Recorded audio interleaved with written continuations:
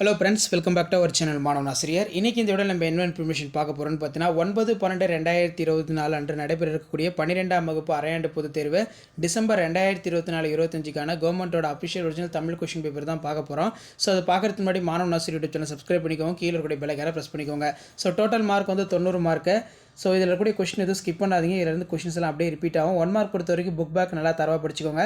14 1 mark வந்து பார்த்தீங்கன்னா கண்டிப்பாக புக் பேக்கில் இருந்தால் கேட்பாங்க. ப்ளஸ் இதில் இருக்கக்கூடிய குருவினா சிறுவினா நெடுவினா எதுவும் ஸ்கிப் பண்ணாதீங்க. கவிஞர் சிற்பி எவற்றை வியந்து பாட தமிழின் துணை வேண்டும் என்கிறார். நிலையாமை குறித்து சவரியுரிக்கும் கருத்தியாது.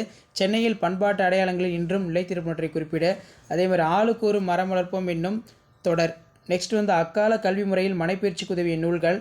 நெக்ஸ்ட்டு வந்து பார்த்தீங்கன்னா தமிழர் வளர்த்த அழகு கலைகள் பற்றி குறிப்பு வரைக. ஒரு மதிப்பெண் வினாக்கள்லாம் கொடுத்துருக்காங்க. உள்ளங்கை நெல்லிக்கனி போல, கிணற்று தவளை போல. ஸோ நெக்ஸ்ட் பார்த்தீங்கன்னா கலைச்சொல்லாக்கம் புக் பேக் நல்லா பார்த்து வச்சுக்கோங்க. வாடை காலத்தில் கோவலர்கள் எவ்வாறு பாதுகாப்பை தேடினர். அதே மாதிரி கீழே மூன்றான காலம் போல் ஒன்று, ஏதேனும் 2 மெய்ப்பாடுகள் தோன்றுவதற்கான சூழ்நிலை கற்பனையாக படைக்க. ஈசன் மகன் நின்றனர். இது ஒரு முக்கியமான வினா. சங்க பாடல்கள் ஒளிக்கோலம் ஒரு குறிப்பிட்ட ஒரு பண்பாகும் விளக்குக. சென்னையில் பண்பாட்டு அடையாளங்களில் இன்றும் நிலைத்திருப்பவற்றை குறிப்பிடு. மயிலை சினி வெங்கடசாமி நினைவு சிறப்பு செய்தலுக்கு செய்திகளை எழுதுக. பொருள் வேற்றுமை இனி கேட்கப்பட்டிருக்கு. ஸோ அதற்கு கீழே பழமொழியினை வாழ்க்கை நிகழ்வோடு தொடர்படுத்தி எழுதுக. அகத்தின் அழகு முகத்தில் தெரியும், கூடி வாழ்ந்தால் கோடி நன்மை. நெய்தல் திணை பரிசில் திணை சான்றுடன் விளக்குக. தமிழாக்கம் கேட்டிருக்காங்க.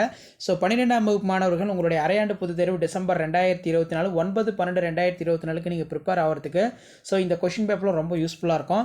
ஸோ இதில் நெடுவினா பொறுத்த வரைக்கும் சினத்தை காத்தல் வாழ்வை மேம்படுத்தும் இக்கூற்றை முப்பால் வழி விவரி. அதே மாதிரி சென்னையில் உள்ள மயிலாப்பூர் இது ரொம்ப முக்கியம். கவிதையின் நடையினை கட்டமைப்பும் அழகியல். நிர்வாக மேலாண்மை குறித்து இறையன்பு ரொம்ப முக்கியமான வினா, நல்லா படித்து எழுதி பார்த்துக்கோங்க.